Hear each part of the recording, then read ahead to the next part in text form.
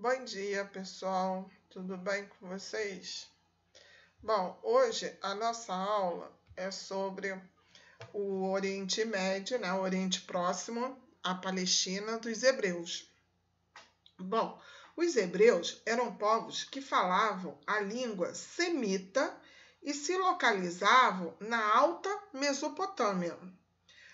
Eram nômades, eles viviam da pecuária e se organizavam num regime de clãs.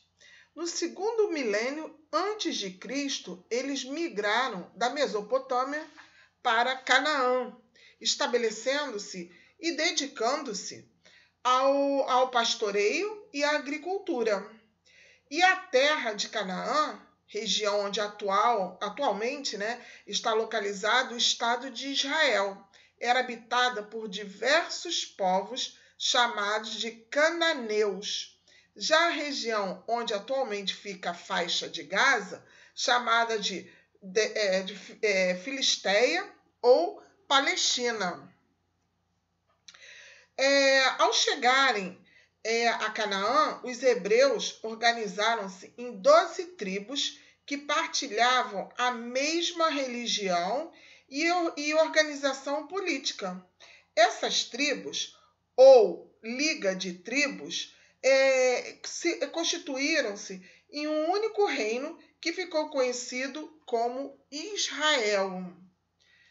Salomão tornou-se rei dos israelitas e no governo dele foi firmado um acordo de paz com o Egito e com Tiro, iniciando um período de extensas trocas comerciais com a valorização da produção, né,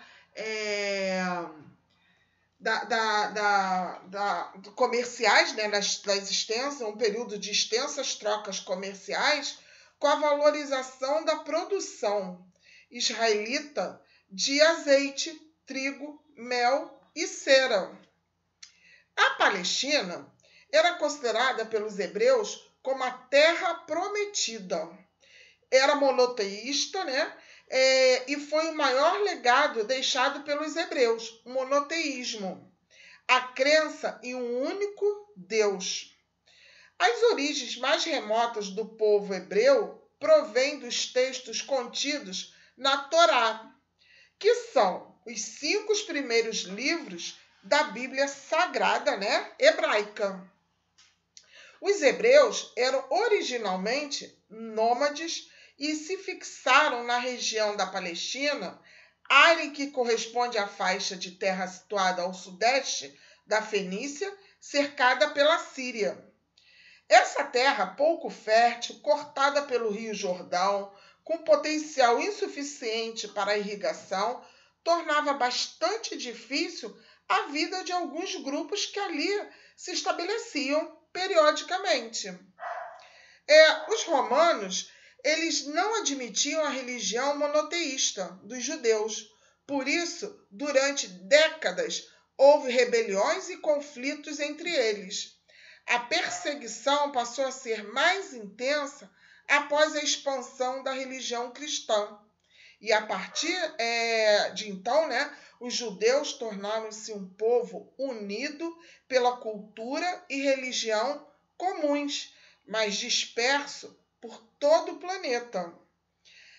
A sociedade e a economia, né? Como é que era a sociedade e a economia? Bom, os hebreus eram povos nômades, como eu já falei, que viviam do pastoreio em regiões áridas. Eles migravam de um local a outro em busca de recursos hídricos e pastos mais verdejantes, né, para a criação do rebanho. E ao se estabelecerem em determinado local, perfuravam poço para obter água e irrigar os campos. Com a sedentarização, né, quando eles deixaram de ser nômades e passaram a se fixar, né, num local, a vida, né, dos hebreus mudou bastante.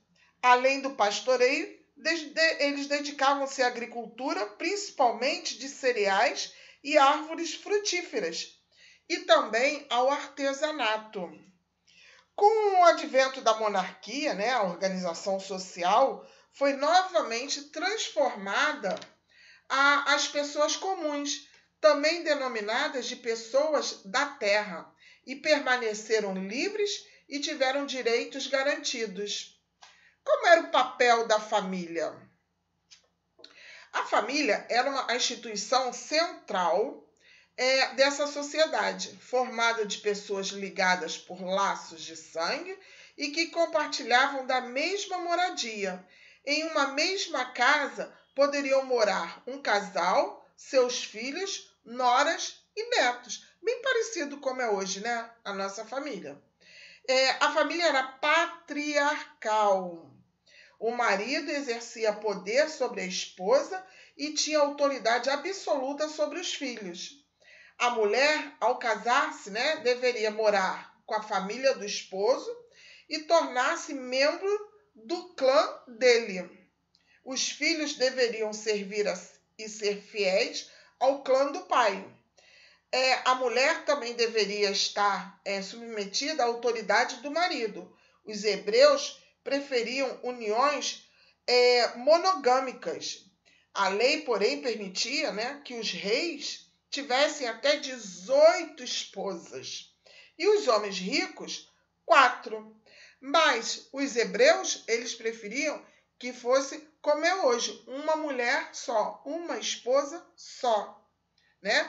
E a mulher, ela era submissa ao marido. Ela tinha que atender todas as ordens do marido, né? Então, ela devia obediência ao marido.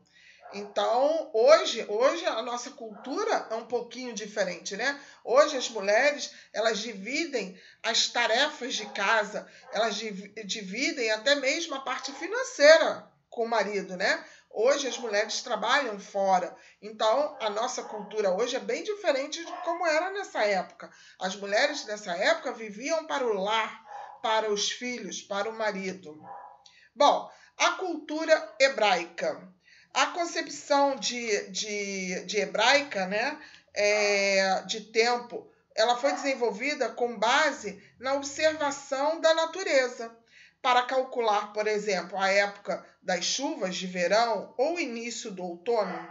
Também sob essa premissa, surgiu o calendário judaico, fundamentado nos ciclos lunares.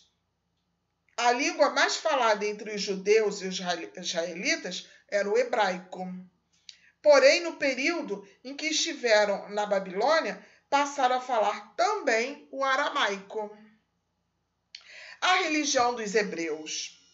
A perspectiva religiosa dos povos hebreus foi alterada com o passar do tempo. Os primeiros israelitas acreditavam em diversos deuses, incluindo espíritos da natureza. E para alguns havia um Deus maior, o Javé, o Deus de Israel.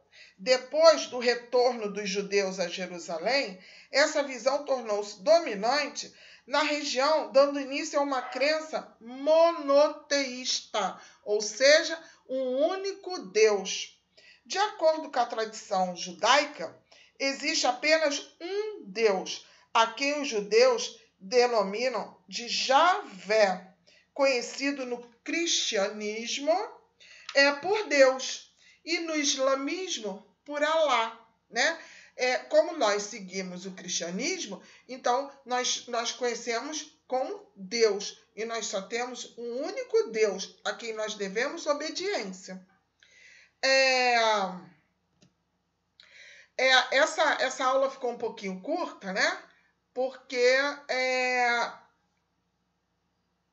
nós estamos pegamos eu só peguei esse pedacinho da parte dos hebreus para que vocês entendessem, né, a diferença, né?